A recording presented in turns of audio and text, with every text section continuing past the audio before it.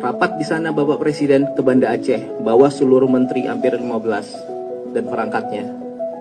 Kemudian dibilang lagi sama pihak tertentu, datang Pak ke daerah yang terparah, yang baru terbuka jalur daratnya. Bapak Presiden ke Aceh Tamiang. Setelah ke Aceh Tamiang, dibilang lagi, datangnya jangan ke Aceh Tamiang Pak, datangnya ke daerah yang di tengah, yang nggak tembus jalur darat.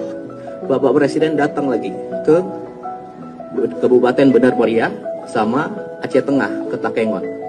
Nah, jadi yang saya mau sampaikan di sini, sejak hari pertama, detik pertama, pemerintah beserta warga itu sudah sama-sama berjuang keras mengevakuasi warga dan gimana caranya ini segera pulih. Itu yang pertama.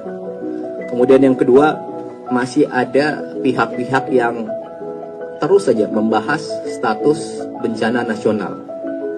Jadi gini, bencana ini ada di 3 provinsi. Ketiganya terdampak.